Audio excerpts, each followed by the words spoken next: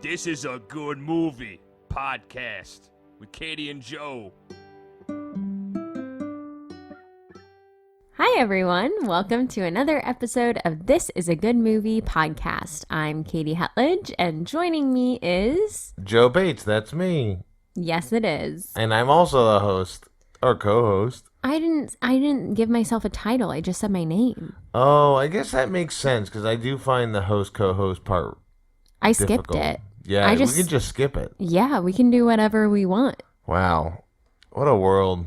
We don't put nouns to it. We just live. Yeah, we just live in this hot apartment. Well, it is hot right now, but it is gonna hopefully get better, I think. In the future when we leave. Yeah, our AC unit is broken at the moment, and it's like 80 degrees here, and we can't, even if it wasn't broken, we still can't have it on when we're recording for sound reasons. Basically what happens, it rained, and when the AC unit's on, when it rains, then it freezes, so we had to let it thaw out. So I think it'll be fine tonight. I just worry that, and the reason I'm bringing this up is because I do think that when we don't have AC going, I think we're quicker to get into arguments, and so we should just note that up top. I've already written that this is a bad movie, you suggested. That better not be true. That absolutely should not be true. Yeah, but well, maybe I can quell our upcoming argument that we're gonna have with some movie news. Great, I can't argue with that. So this is I just saw this recently. It's an update for an upcoming movie in 2026. That is a long ways away. Hugh Jackman, Nicholas Braun, Nicholas Galzine, Molly Gordon, Hong Chow, Emma Thompson. Emma Thompson? Do you mean Emma Thompson? Oh, I'm sorry. How do you pronounce it? Thompson? Everyone pronounces it. You pronounce it the American way. No. I do it the British way with Thompson. That's wrong. Emma Thompson. Look, we are arguing. Well, that's not me. But yeah, I saw this movie that's coming out February 2026. It's called 3 Bags Full, a sheep detective movie.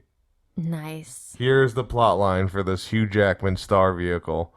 The film follows a shepherd who reads a murder mystery story to a sheep every night until the shepherd is found dead and the sheep must find out who killed him.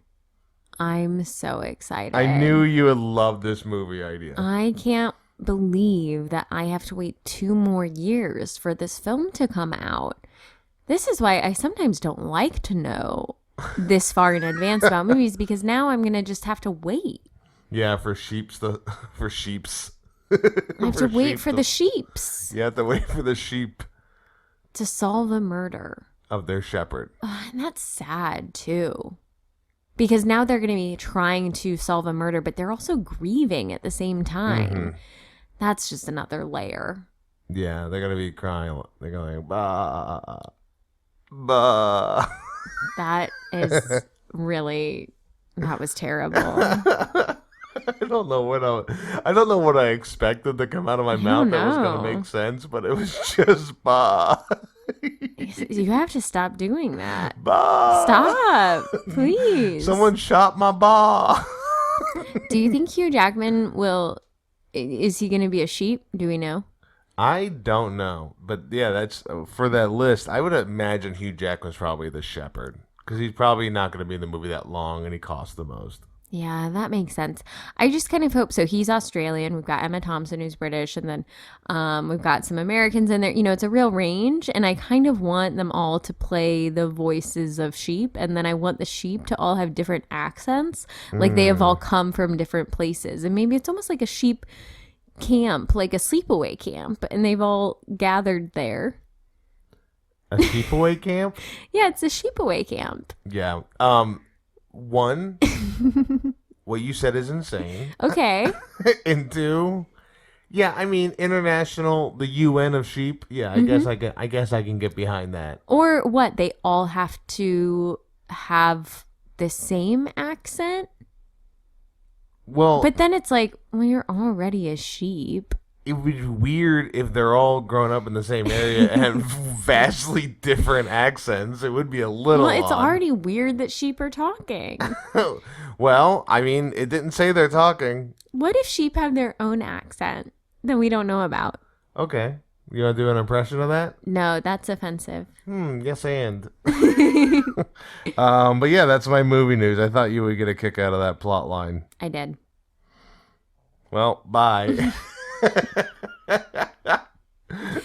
Well, bye. Do you wanna get into our movie of the week? Yes, let's. This movie had a lot of accents in it Yeah. because, Just the one. well, a lot of people doing a Greek accent, Yeah. who do not normally have a Greek accent. A lot of accent work in this film. That's what I'm trying to say. No. Joe's texting. Joe is like actively texting right now. Can we get it together? Delete all this. We'll start in a Oh sec. my! Are you serious? I gotta send this because I asked a question to somebody. I'm totally in the wrong, and I do approve that I'm in the wrong. You approve that you're in the wrong. I approve this message. All right, what movie are we talking about this week? This week we watched My Big Fat Greek Wedding. Oh man, we did watch it. We did watch it. Very honestly, a movie. Well, I'll tell you what I expected. Okay, sure. So what I expected was a guy marries into a very insane, very Greek family where the bride is embarrassed by them, but then realizes they are actually great and they save the wedding. You're not far off, obviously. But it's a much different movie than I'm expecting with that. Right. Like, you're technically right. Like, the words that you have said are part of this plot, but it's not quite the same. So this movie, written by Nia Vardalos, who plays the main character, Tula, and it's based on her real life, and it's based on a one-woman show that she put together and was like running in Chicago for a long time. That makes a lot of sense because I did ask you, did a woman direct this movie? A woman did not direct the movie, but she wrote the movie. Gotcha. Yeah, so she basically, like, she was doing improv, she was doing comedy, and wasn't really getting like any roles. So she was like, well, I'll just write something for myself. So she wrote a 45-minute show, like one-woman show, and she did some of it in Chicago, I think in LA, and she did that for a long time, and it was super, super popular. And then eventually it got made into a movie because Rita Wilson, whose mom is Greek, went to see this show, heard about it, went to see it, loved it so much, she made her husband Tom Hanks go see it. And he was like, this is really good. And so the two of them produced this movie. Tom Hanks and his wife produced this movie. Yes. Crazy. So they are like the reason that this movie happened. Now, the budget for this film was $5 million. So they didn't, have to produce it for like a lot of money necessarily. No, they only needed like 2 spots. And I assume a bunch of that money went into making a Greek house. Yeah, it went into making that beautiful home. Yeah, it was $5 million, but they really knew how to pick them because it made $368.7 million. That's insane. I'm typing it into my little calculator computer for all the movies to keep track of. This movie, so let's talk about return percentages that we've had. Sure. So the highest one we've done is kind of a close tie between Fish Called Wanda and The Jerk. And they were at about 2,500% return on what the budget was. So box office divided by what the budget was. This is 7,374. This is almost 3 times more profitable than those 2 movies, which were crazy profitable. Yeah, it did like amazing. It stayed in the theater for an entire year. And it was like so it never made it to number 1 while it was in the theater, but for a long time it was like the highest grossing film that wasn't in the number 1 spot until like I want to say like 2016, and it was like Sing or Sing 2 took over. Well, that was Sing 2 came out like 2 years ago. I don't keep track of the Sing universe. I know, but like we definitely watched that trailer where they got Bruce Springsteen or Bono or somebody to sing. Not a big deal. I was Sing that old? The first Sing? That's crazy. Because this movie came out what year? 2002. Wow. I feel like Sing is not what took over this movie. No, okay, I don't think you're understanding what I'm saying. I'm saying that this movie was in the top spot for movie to make the most money without ever reaching number 1 at the box office. Oh, and I then see. Sing also didn't reach number 1 but made more money. Potentially Sing 2. I don't gotcha. know. So what you were saying for The Greatest Showman, this is now the top of that chart. Greatest Showman is number 14. Yeah. Okay. I see what you're saying. The only factoid I know about this movie is that I believe it holds the record for its best weekend being like 4 months after its release. Oh, I didn't find that, but that might be true. Is that it was just kind of out and just doing steady, but they kept it there. But then it just like went viral. You know, yeah, almost. It was totally like word of mouth. Everyone just loved this movie, and they like kept going to see it. Yeah, which is really great. There have been 2 sequels. Neither one has done especially well. The other one I think came out maybe like 8 years ago or so, and then the third one came out in 2023. But this did so well that they did try to do like a spin-off TV series. And the main person, Nia Vardalos, she like played herself in it, like played Tula, the same character. And a bunch of other people were in it as well. Not John Corbett, who plays her husband in this, or her fiance in this. He got replaced by somebody else because of scheduling things. But yeah, I mean, it was only like 1 season. It didn't do well, but it just was like a really popular film. Still is a really popular film. That's crazy. So it was made for the TV show is mostly the same cast except John Corbett. Yeah. I guess most of those people aren't in anything else outside her aunt. No, I mean, they are. It's a smattering. John Corbett was, I think the reason was because he was already in Sex and the City at that time. So that he makes was, sense. Yeah, he just had scheduling issues. And so he was doing that instead. But yeah, that's a bit of background on the film and how it did. But we should talk about the movie itself. So for anyone who hasn't seen it, first of all, you should watch it. It's on HBO. It's only an hour and a half. Very quick watch. Very fun watch. But it centers around Tula. She is 30 years old. We see a bit of her like growing up. Her parents are Greek. Her whole family's Greek. She comes from a very big Greek family in Chicago. They own a Greek restaurant. She works there. What? What do you I know. It's all Greek to me. Yeah. And they just want her to get married. And she is like not really into that. I think she's open to the idea, but they really want her to marry like a Greek man. And she's kind of like reserved, and she dresses a little frumpy, and her hair is kind of weird. And they're like, you're never going to find someone. I mean, I would say, I think Princess Diaries will always be the toughest before and after to beat of transformation, but this is a pretty good one. This is number 2, Yeah. I think, of movies we watched as before and after. Like, what the hell? Yeah, so she decides she just kind of has like a change of heart and is like, you know what, I need to do something different with my life. So she decides she wants to go back to college. She gives herself a little makeover. She does her hair different. She switches to contacts. She like starts dressing better, doing makeup.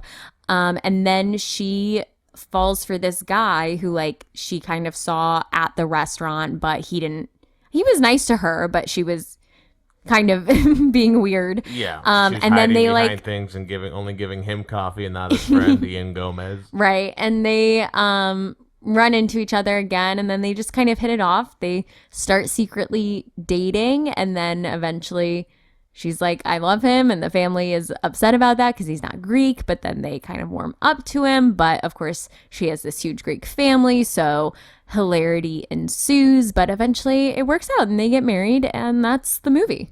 Yeah, that's the movie. That's the movie. Next week, we're going to talk about. I do like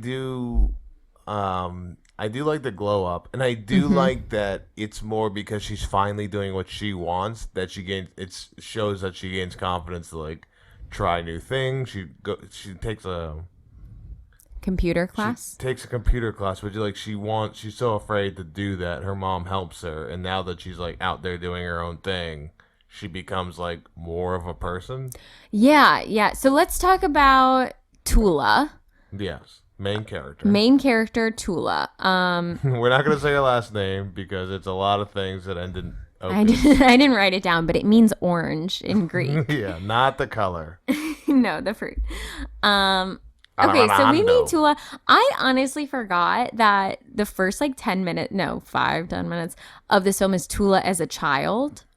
I thought that it starts off with her at the restaurant, but I kind of liked this little narration, and we see a young Tula and how she just feels really different from the other girls in her class and in her neighborhood, and it's partly because of her upbringing and also just she's really shy and stuff. But I thought that was nice. This is the thing about getting older.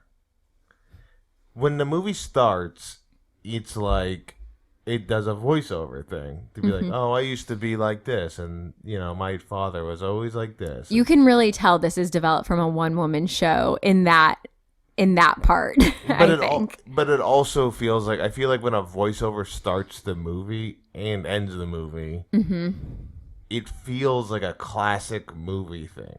Yeah.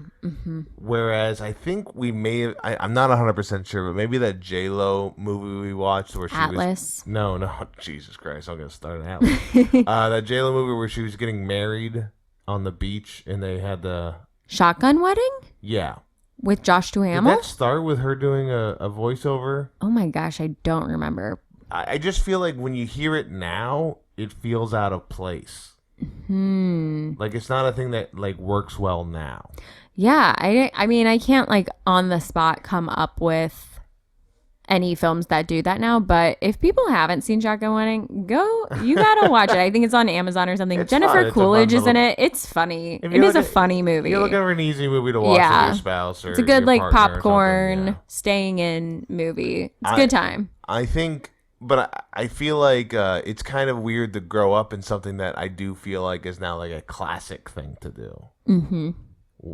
It's very John Hughes. Yeah.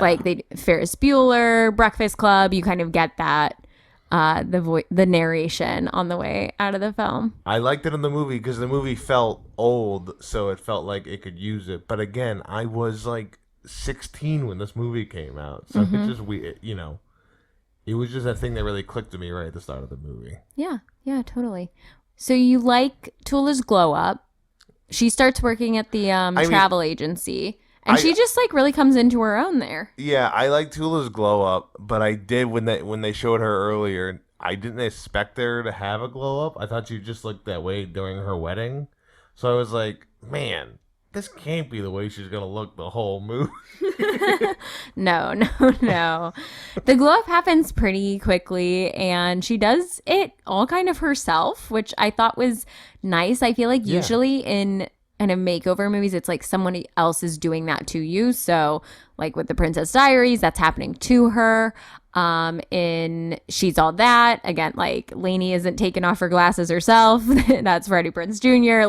This stuff is happening to them, and they're kind of just having to go along with it. Whereas this was all her. She was I want to change how I look for when I start my college computer classes, and I'm just gonna learn how to do this. And so I feel she has a little bit more agency there than sometimes we see with these types of characters. Throughout this movie, the one thing I thought that really makes it stand out to most rom-coms or comedies is that this movie doesn't feel like a comedy to me. It feels like a slice of life. It feels like Mystic Pizza. Sure, but Mystic Pizza is sad. Is sad, but I'm just saying it's more like, hey, here's just part of life, and here we're just gonna show it to you because everything in it makes sense that it's from a one-woman show. Mm-hmm. Everything in it feels so grounded that like even the really exaggerated parts feel like something you could regularly see. Yeah. So a lot of like the great lines in this film are like those are things that her parents really said to her. Like the Windex thing with her dad is a real thing that her dad actually I would assume did. that was Yeah, the real, I mean, how else do you come up that's a with weird that? one to make up. And they kind of said like, you know, if you're thinking, oh, is this an accurate depiction of life in Greece? No. Is it kind of an accurate depiction of life in the US for people in Greek families? They've said like, yeah, just like it's dialed up a notch. Like, yeah, people are loud. They're like in each other's business. Like they're all close together, but this is like dialed up, but that's like the comedy for it. So they like it. I feel like the most in this movie, the most thing that seems not real is the cooking a pig in the front yard. Sure. That's probably the part of the movie that's probably the least realistic. But everything else, I feel like I could see happening. Yeah, totally. So let's talk about Ian Miller, her fiance. Hot piece of ass. You didn't know who John Corbett was. I don't know who John Corbett is, and you looked at the filmography, and and it's just stuff that I have seen. It's literally and I nothing love I've him. ever seen. He's so sweet. He just plays these types of characters, I feel like, where they're just like endearing, wholesome. I mean, I told you this when we watched it. I was shocked when I saw him on the screen. Because in the movie poster, I thought he was a big guy. Oh, yeah. And it's because, so if you look at the movie poster, he's like leaning and he's wearing a suit jacket. And so the jacket is like open, but how it's posed, it looks like that's actually all him. All his shirt. So you thought he was really large, but he's not. Yeah, I thought he was like a big guy. And I was like, oh, that's cool. But then in the poster, I'm like, this guy looks like a Greek dude. So what is this movie? She's just marrying a Greek guy. She is not. So in real life, Nia Vardalos did not marry a Greek man. So this is about her experience marrying a non-Greek man. And the person that she married is actor Ian Gomez, who is in this film. He plays Ian Miller's teacher friend. That's really funny. Who you were like, that guy's in everything. And I was like, well, there's a reason he's in this movie. Wow, that's really funny. That's interesting. And he did convert to like the Greek Orthodox Church in order to marry Nia Vardalos. So like, that's in real literally life. why they have that one. There's one scene that doesn't make any sense to have, but I know why they have it now. What scene? He is in the school talking to Ian Gomez, like, you can't be my best man. They have to be Greek to be my best man. But it's like a little joke. Oh, because, yeah, at that point he was Greek Orthodox. Yeah. I mean, but his character wasn't. But he actually was. It just felt like a weird scene in the movie because there's not a lot. I mean, there is some, but there's not a lot of just Ian at work talking to Yeah, Ian no, Gomez. not too Oh, much. is that Ian Gomez? Ian and Ian. Yeah, I mean, it was written like kind of with him in mind, but then they were like, we don't really want to play a couple opposite each other. Yeah. So they didn't do that. They are divorced now. I'll just throw that out there. But I did want to play up a couple opposite each other. It's more like I can get John Corbett to be my husband in this. So he didn't audition for this. He was supposed to audition. They really wanted him, but he was filming Serendipity at the time, which I don't think you've seen. It's I like know a rom-com. of Serendipity. Okay. It has your boy in it. Jack Black? No, John Cusack. Hmm. Anyway, so he was My filming boy. that, and so he couldn't make it. But then, weirdly, Nia Vardalos and I think the director, it could have been a producer, but I think it was the director, Joel Zwick. They were like at a bar in Toronto. This was filmed in Toronto. So they're at a bar in Toronto, and it turns out that Serendipity was filming in Toronto. And so John Corbett was there at that bar, and they overhear him talking to someone saying like, yeah, I read the script. It's so great. I really wanted to play this role, but like, I'm not able to go audition because I'm here, blah, blah, blah. And they were like, hey, that's our movie. Like, do you want to talk about it? And he was like, yeah. And so then they had a conversation and literally like offered him the role on the spot. So they drunkenly offered him. I guess, yeah. They were like, do you want to do it? And he's like, are you offering me a job? And they're like, yeah. And then there you go. And the rest is history. I love that because of the way I don't love that in normal movies, but for such a low budget and kind of like building the story of like, oh, coincidences and all that stuff, I think it helps build that story. Yeah, totally. So what do you think of Ian Miller in the film and like how he deals with the family and all of that? I'm not as confident as Ian Miller, but I feel like he handled that the same way I would handle it. Where I'm like, well, it is what it is. I'm not going to, like, I do love your daughter, so I'm not going to sit here and be told I can't. Yeah. You kind of expect him to, like, at some point leave. You're like, at some point he's going to just get, like, too frustrated and he's going to be like, I'm out and leave. Because that's typical movie. Exactly. But that doesn't happen in this. There's, like, very little conflict. He's like, I'm with you until you tell me otherwise. Like, this is just what it is. And when she finally goes, like, well, I need my family to be part of this. He goes, okay, cool. He's like, okay. I again, just more and more of like normal people acting entertainingly. He's a real stand-up guy in this. Oh, Ian there's Miller. there's nobody is a better person in this than John Corbett. I know, he's so great. Maybe her brother Nikki. Those are the top two people in this movie. Nikki is sweet. That's just such a good character. Like, I feel like they really did good stuff with him because he could be kind of a throwaway character, but he's got depth. He's got the depth because he's doing this artwork. He loves to draw, and you see him like multiple times throughout the film. He's designed a new menu for the restaurant, and he tries to like show it to his dad, and his dad doesn't approve. So you're like feeling sad about that. At one point, Tula is saying to him like, you know, I can't believe that Ian is converting for me. Like, I'm just so nervous that he's going to be like, she's not worth this. And he's like, yes, you are. Like, that's such a sweet moment. But then on the same side, he's like constantly pulling pranks on Ian. Yeah. It's just such a good, like, there's no moment lost with that. Because by doing that stuff, he's like, hey, you're part of the family. Yeah. I'm like poking fun at you and stuff. You did mention something in this with the converting. Mm-hmm. I gotta ask you this because I wrote down, I don't think I would. Would you do an adult, which I didn't think was going to be in the movie, would you do an adult baptism for me?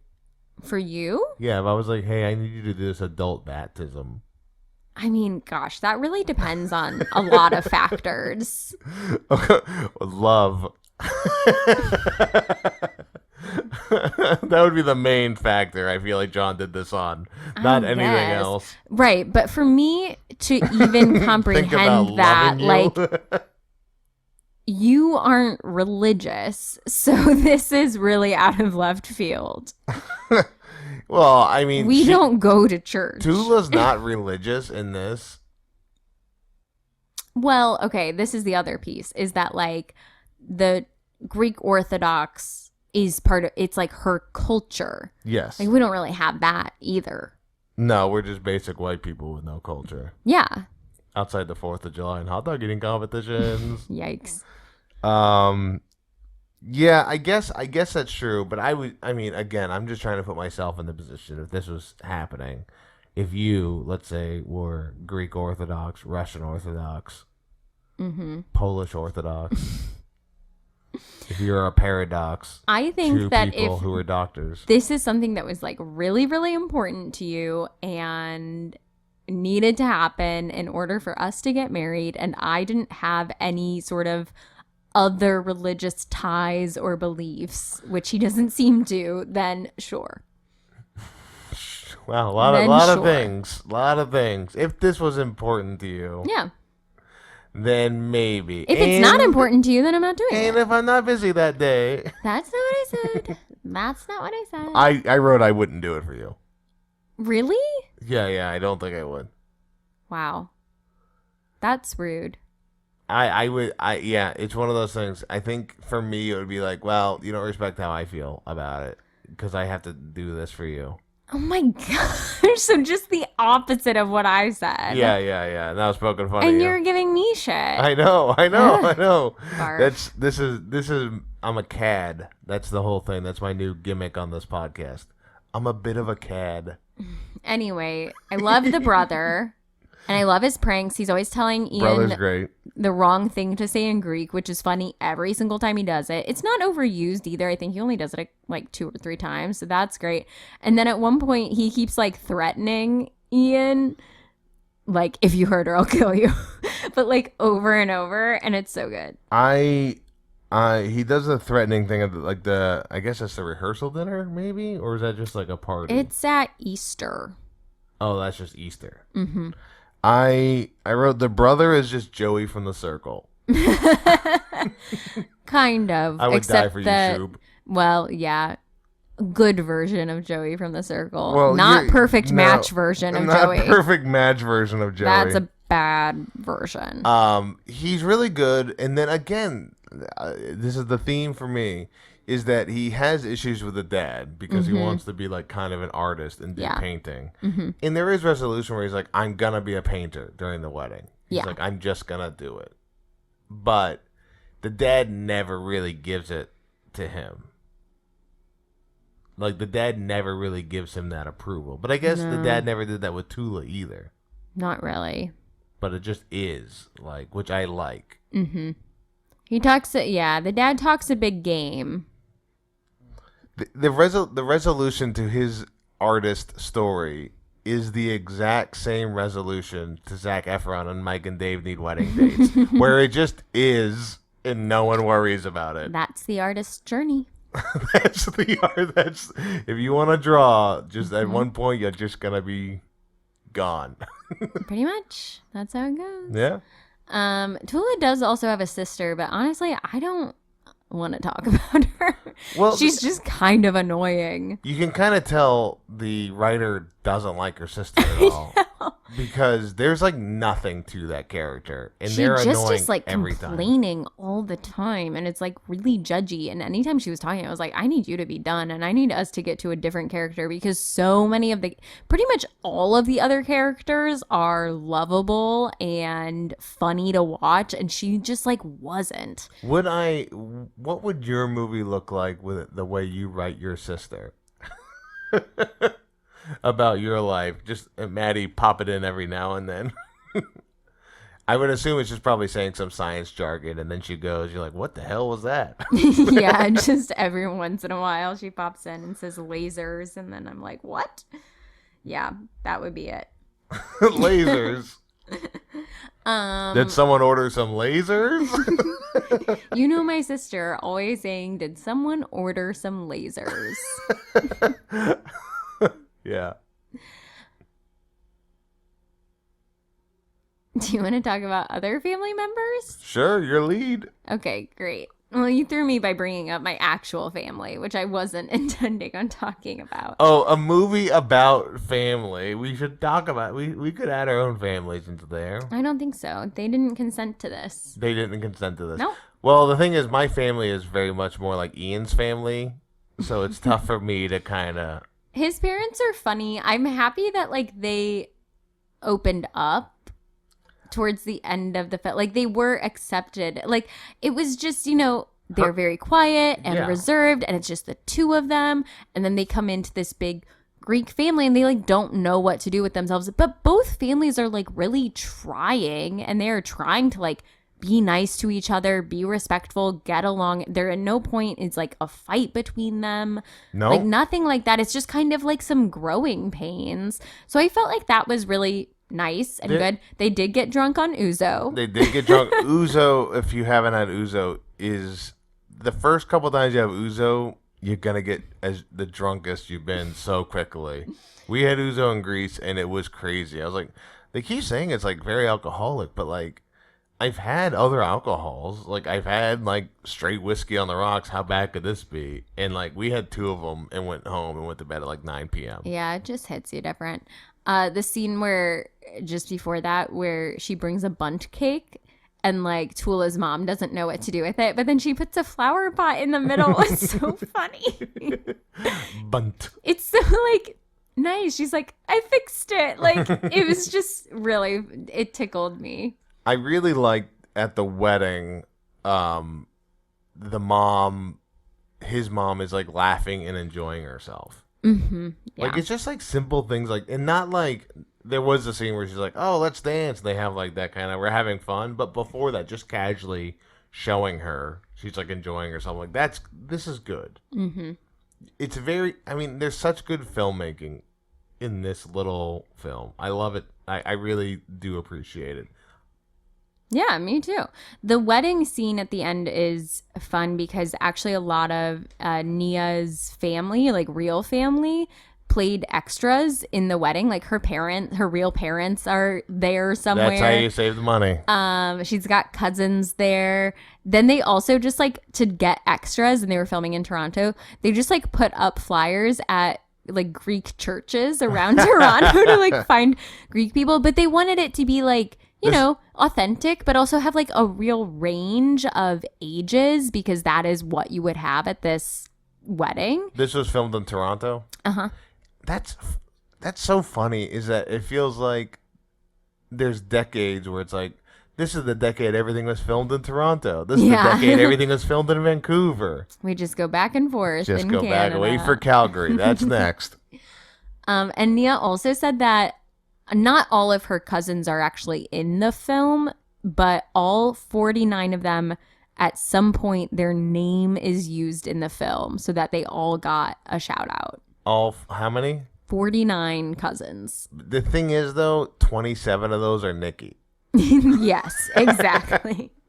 Exactly.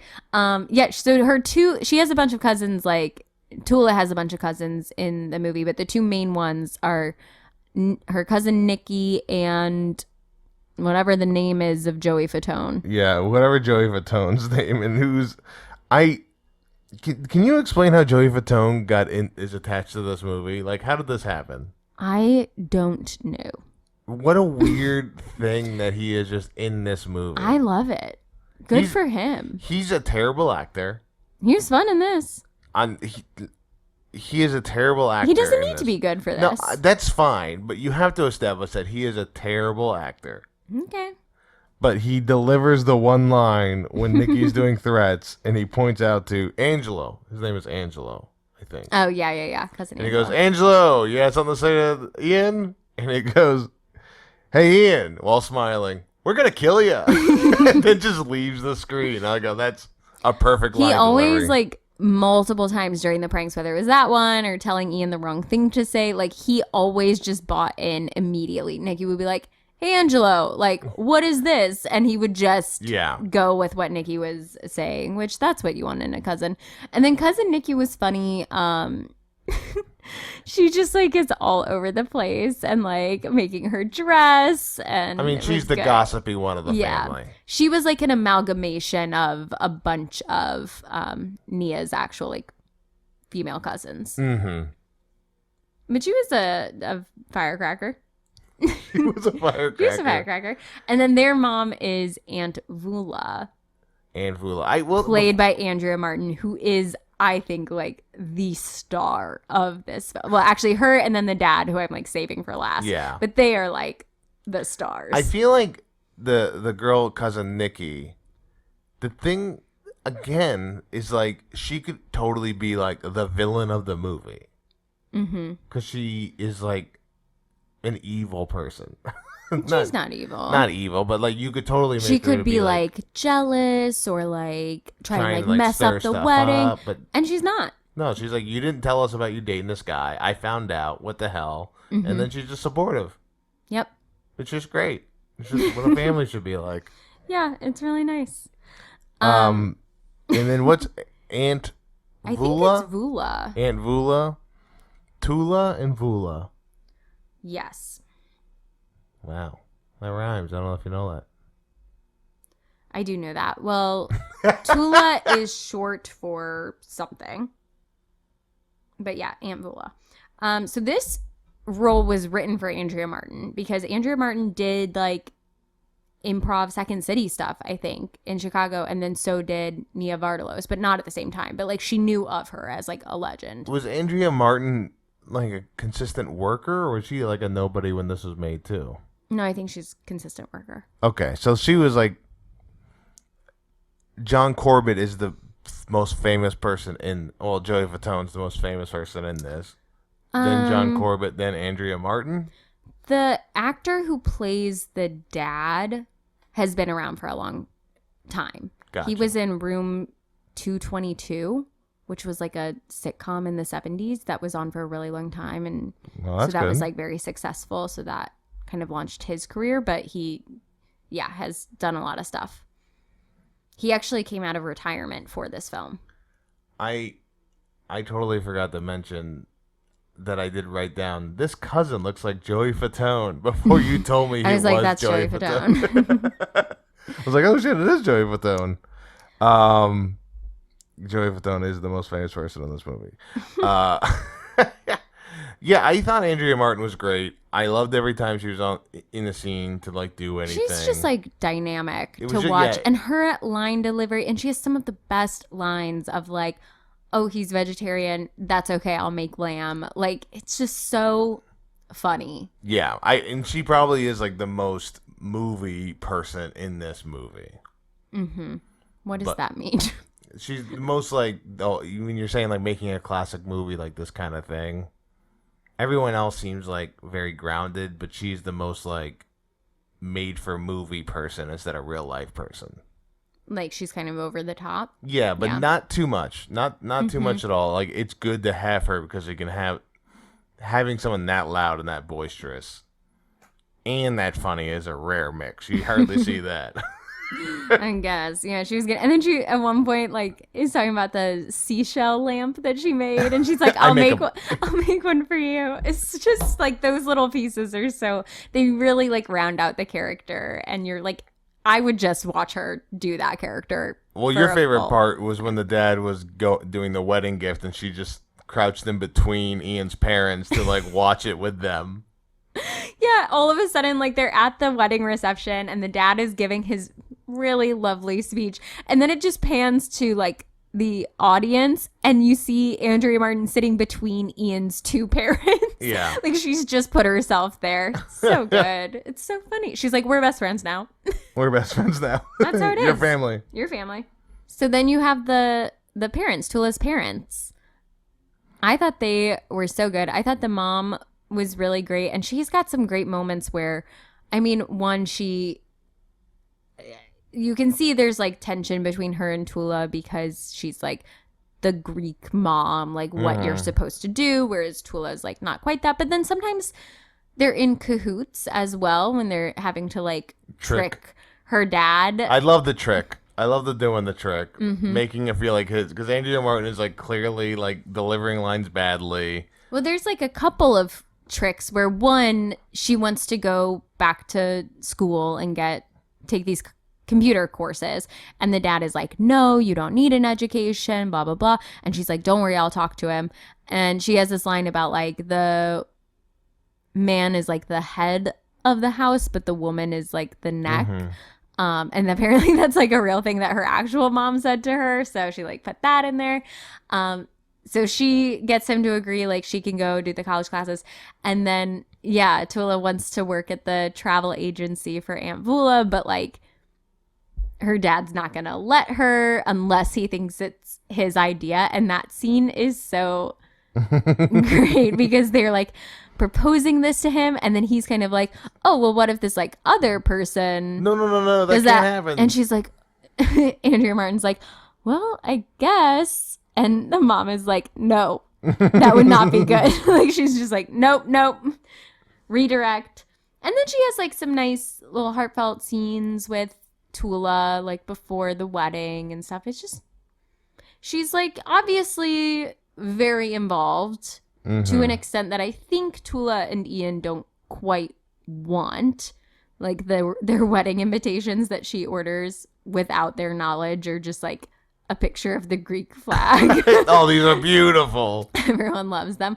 But like she means well, and I think there isn't a huge rift there. And they say, what was it, Ronnie and Harry? Oh yeah. Yeah, the wedding invitations got Ian's parents' name wrong. So it's supposed to be like Ronnie and Harriet. But it's like Ronnie and Harry. Or Rodney and Harry. And they go, and Nikki goes, if I didn't notice it, who else would? This guy who doesn't know his parents at all. Mm-hmm. Oh my gosh. Before we get to the dad, you know who we haven't talked about at all? The grandma. Oh, who yeah. I think is like your favorite character. I thought you were saving the grandma for the end. Oh, well, we could. No, I know. I'm just joking. I was like, oh, she's the most important character. They make this old woman run around so much in this movie. I know. And she is not in makeup. She is an old woman. Yeah, she is running around. She's getting attacked by sprinklers, attacked by like neighborhood children or chasing her. Running fast. Yeah, she keeps trying to escape because she thinks that The Turks. The Turks are kidnapping her and that like the war is still happening, which is like sad when you say it now, but in the movie it is very funny. And then like at one point she's just gone, and then the neighbor brings her back to the house, and the dad's like, thanks for finding her, and the neighbor's just pissed about it. And it's like they just let her be gone for a while. Yeah. There's a part where Tula looks out the window and she's running on the yard, and the sprinkler happens, and she just turns around and comes back to the house because she's scared. Yeah, I mean, in a movie that doesn't necessarily need comedic relief because it already has so much of it, those are really fun moments. There's another old lady that I feel like we should bring up. And that is, she's in one scene and she nails it. She's a perfect scene. Is that in the meet cute between Ian and Tula? Well, Ian their second meet cute, not the one at the restaurant. Well, the first one wasn't a meet cute. No. She hadn't had the glow up yet. Yeah. But he is trying to like do like jokes, like being a kayak, going down the escalator. She's in the office and he's outside the window and trying to like get her attention. And yeah. then he bumps into this old woman who just starts beating the shit out of him with Yeah. her bag. It was good, and it like lingered longer than you would think it would, which I think added to the comedy. It was nice. It was yeah.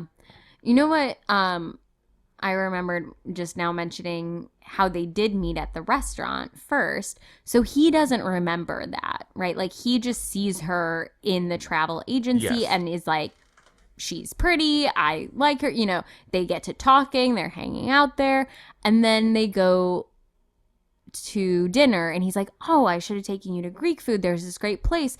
And I got so nervous in this moment that she's going to like, I mean, I've seen the film, but I get nervous that she's going to like not tell him that her family owns the restaurant, and then it's gonna grow to be this big lie, and then he finds out, and that gives me so much anxiety. But she just was like, well, my family owns the restaurant, and he's like, oh my gosh, I must have seen you, and she's like, yeah, you did. Like that. Yeah, like I love it. He's like, we'll get this out of the way, and he is also super gracious about it, and is like, yeah, wow, wait, I do remember you. Great. And then they just continue to fall in love. It's so nice. It's a very nice. If any TV show did this, they would be 4 episodes long. I know. Yeah. But, well, you're tearing up. You love this so much. I'm not tearing She's up. crying so much, folks. She's got Kleenex out, and she is saying that, why can't you be John Corbett? I am saying that, but I am not tearing up.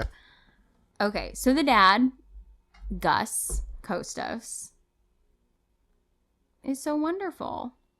He's so wonderful. He's terrible. What? He does one nice thing at the end of the movie, but everything else, he's holding everybody back, and he's mean to his son. The dad's the villain. Oh, sure. I just meant the actor Michael Constantine who plays him. Okay. I think is like so great, and I just think he really did an amazing job with this role. So it was really important to Nia that her dad be played by somebody who is actually Greek, like a Greek actor. And so they found this guy. He had been retired already, but he came out of retirement for this role. He was in the second film as well, and then he passed away before the third film could get made, but like really wanted the third film to happen and is the reason why Nia ended up making it, because he just like wanted them to all be together again and like filming again. Like it's just That's so depressing. It's so sweet. And nice. Yeah. So I think This that is maybe Richard Gilmore all over again. I know. That's probably skews my my view of his character a little bit. Yeah, the dad is flawed. Yes. For sure. But at the end of the day, like he just wants his daughter to be safe and supported, and like that's why he wants her to get married, because in his mind, like that's how that happens. It's very old school. But he says like, no, you can't date my daughter. But he's not actually stopping But he's not really preventing it. Like he eventually warms up to the guy. Things work out in the end. The speech at the wedding is really nice about, he's like, you know, Miller actually comes from Milo, and it's like the name for apple. So like, even though we're apples and oranges, like we're all the same. We're all fruits. Like he's making an effort, and then they buy them a house. Yeah. As a wedding gift. It's right next door, still. The house is a big deal that I want to talk about. But and he tears up when that's happening, and it's so sweet. But before that, with what he's saying, it's just an old man griping, not caring how it affects anybody what he's saying. Yeah.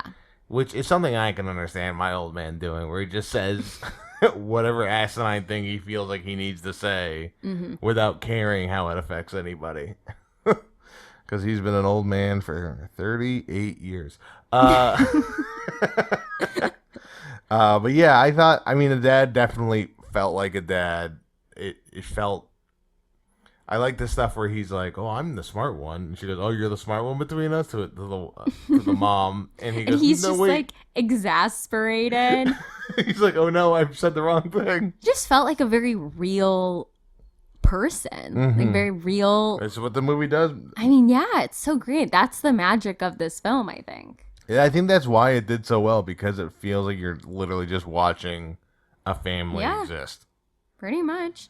I mean, apparently when they were filming, like, everyone really got along. They would go out to dinner together all the time. I would imagine that they definitely did, because the chemistry comes through so much. And that is you need that chemistry to overcome such a low budget. Yeah, that's true. They also had, like, Greek restaurants in Toronto would just bring food by. Like, they obviously had craft services, but these Greek restaurants were like so supportive of this movie being made that they were like bringing them Greek food. So I think that just added to like the community feel of it. Yeah, I wrote something, because you mentioned this before, and I wanted to read my note on it. I go, I like that the plot lines that could easily use for the whole movie. What's our family like? That's my family's restaurant. The family meeting him seemed to be resolved quickly to progress the story and not waited for like a big reveal. Yeah. And like that's like everything you think is gonna be a big deal. When he tells her like she doesn't need your permission, she's 30, we're gonna date. Right. There just is, and they're not like, well, you gotta like ask my dad's hand for. I mean, they do have that, but it's not really anything. Yeah, it's kind of like, well, what if real people were dealing with this? Like, sure, there's some craziness because that's how the comedy is happening, but like, if real people are just dealing with real life, then like, here's kind of how they respond to that. And like, you don't blow up your family over an argument. Like, you don't suddenly part ways forever. Like, they can come together and like just get to know this guy. And there's nothing easier in the world that I found, that this movie has proven, that if you date a woman that never gets compliments and say one nice thing to her. Yeah.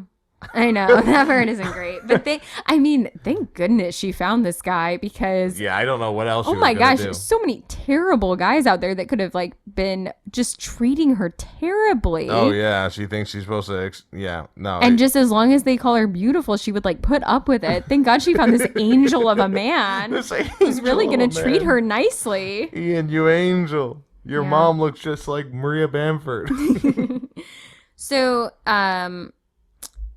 this film was nominated for a few things. Okay. The screenplay was nominated for an Oscar, Best Original Screenplay.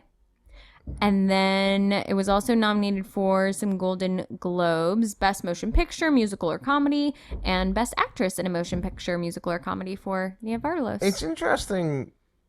And then I think they also got some like People's Choice Awards and stuff, and like some of those other things. I would not have guessed this movie would have got nominated for screenplay. Not that it's a bad screenplay, but just such a low budget that I'm surprised that in 2002 the Oscars were noticing low budget films like that. Sure. But I guess it was such a box office success that they felt like they had to put it somewhere.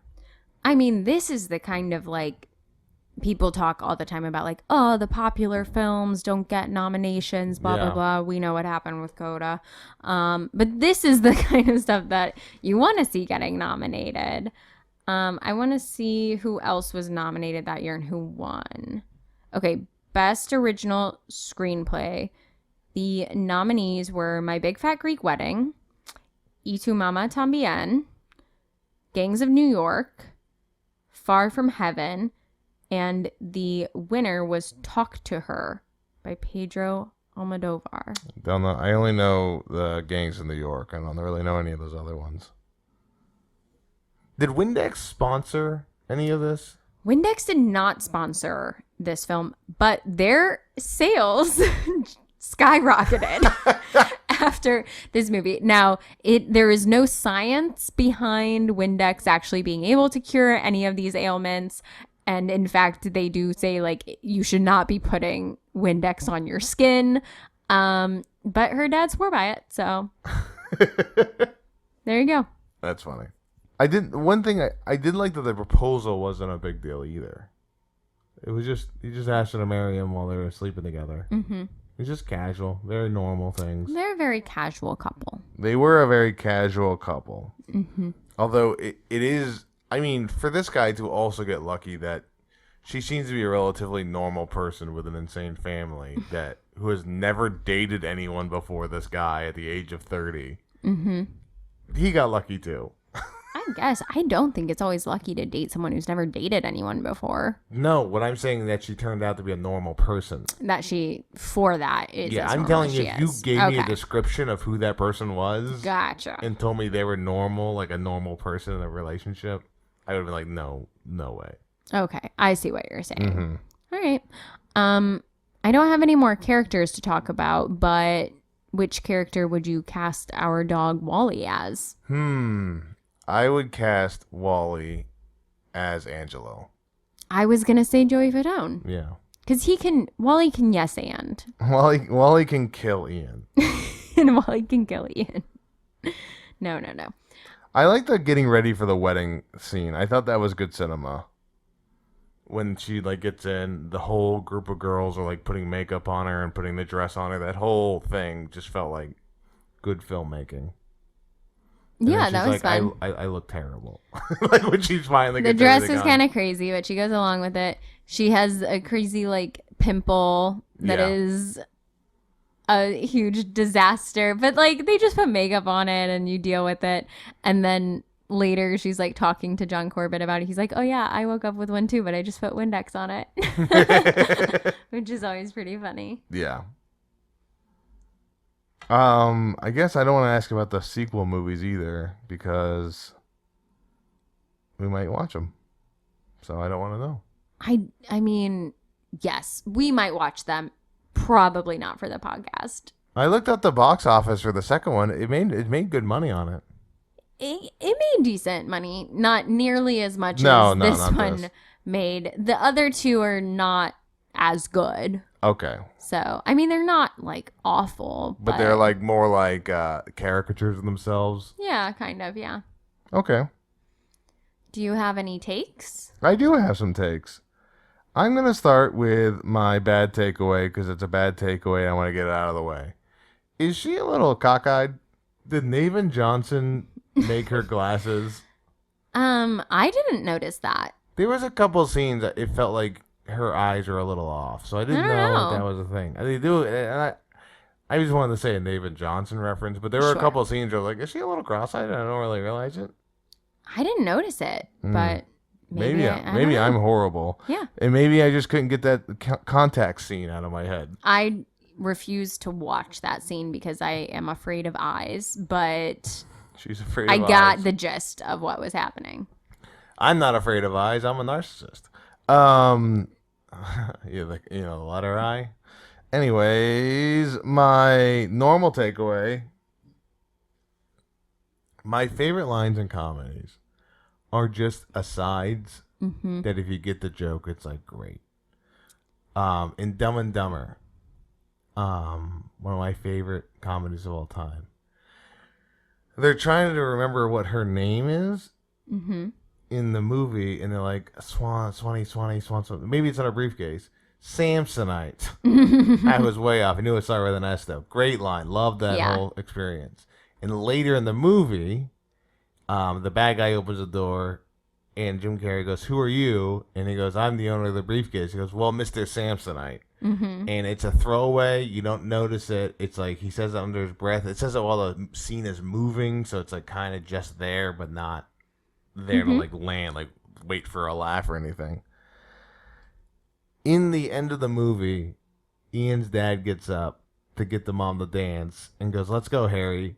And I loved it. I loved that line so much. I thought that was those my normal It's takeaways. nice Those that are great lines. You think that the parents, again, based on the earlier scenes with Ian's parents, you're like, oh, they're very uptight. Like, so you think they're going to have a bad time and like not enjoy themselves. They're going to just be miserable and make everybody else miserable. But then they just get into it and they can poke fun at themselves and it's all good. You just think they're very waspy in a bad way because they had such a weird dinner that first night. But then you remember, wait a minute, these two people raised angel baby Ian Miller.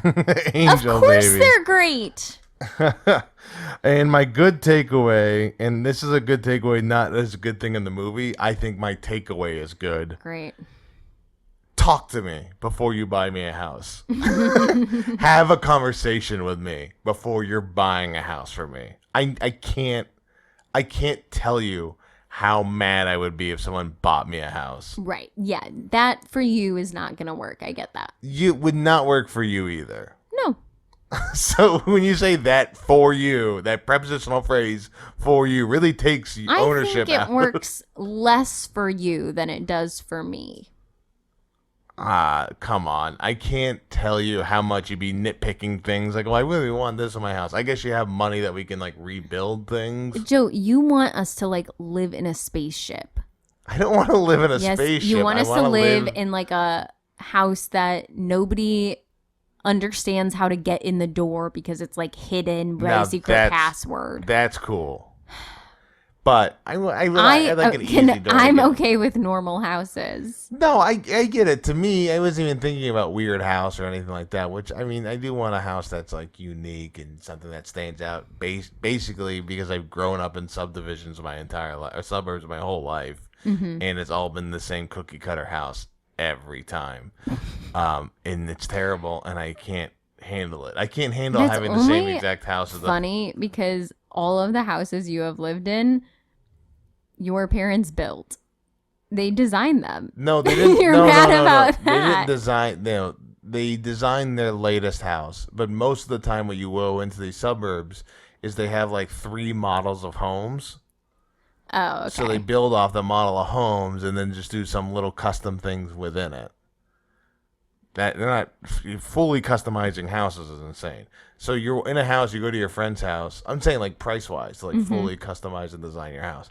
So if you go to your friend's house and you look around, you're like, this is my house. It's a weird thing that happened to me a couple of times in my life.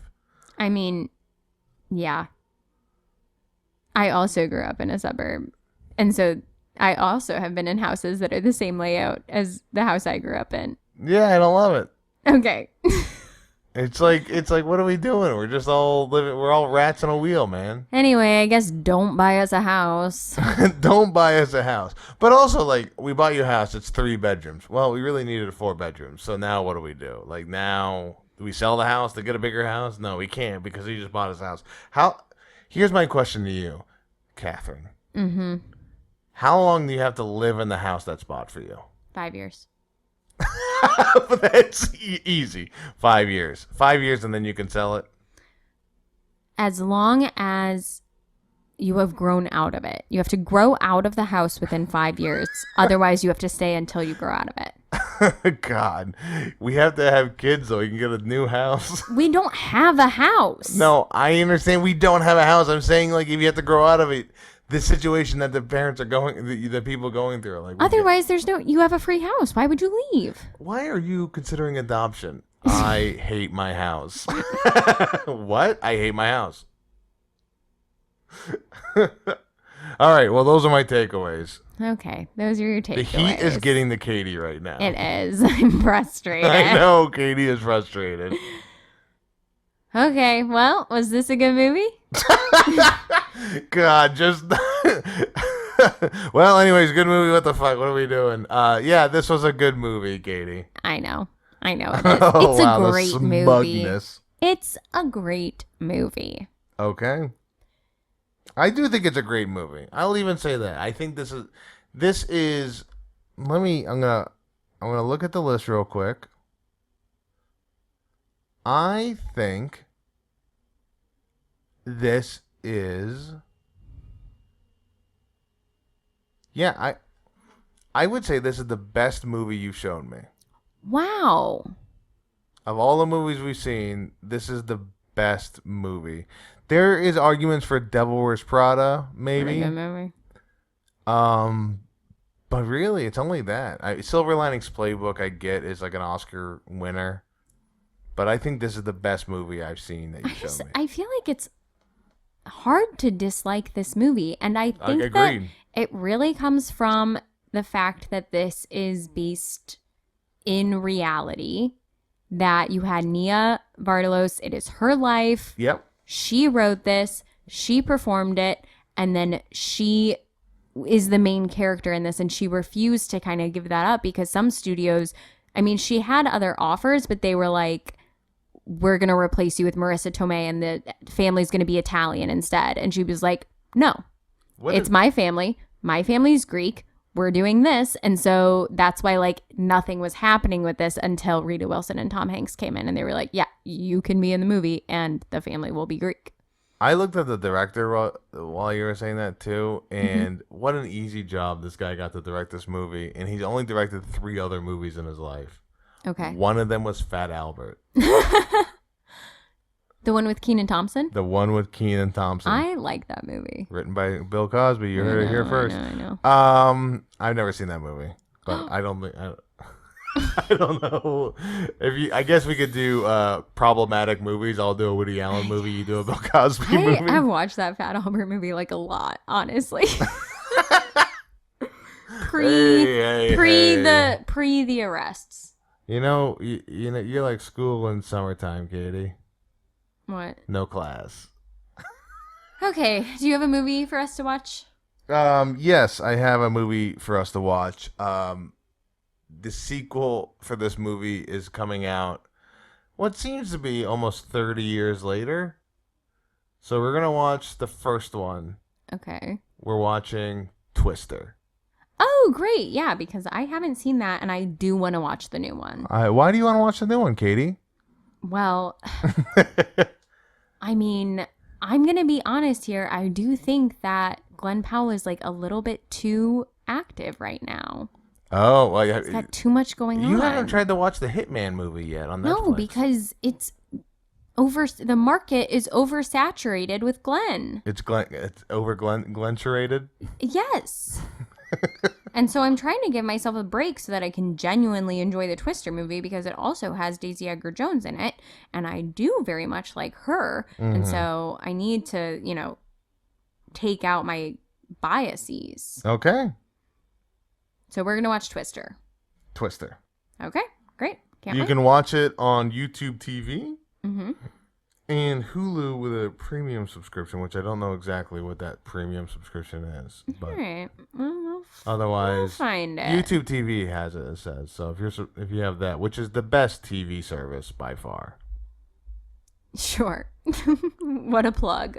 Well, no, I would recommend YouTube TV. I think is like the best live TV that you can get. Okay. Well, it's better than satellite or any of that stuff. I think it's really good. I'm not the only one to say this. Why are you laughing at me? Because nobody is asking. Well, they should know. Nobody is asking They should this know. of you. It's better than Hulu Live. It's better than whatever, Freevee All right. Well, this was another good movie. podcast. We appreciate everybody listening, and we appreciate our podcast editor and theme song creator, Kale Forbes, theme song vocals from Austin Fry, and our logo from Carrie Pulley. If you want to hear more from us about movies or whatever, just follow our Instagram at TIAGMpod, and you can always email us at tiagmpodcast@gmail.com. It's super helpful if you follow us on there, if you listen, which you're doing right now, if you subscribe, if you comment, share, rate, review, just any engagement and getting the word out about the podcast is super appreciated. So, thanks. You're welcome. I'm Katie Etledge. I'm Joe Bates. We love you. Bye. Goodbye.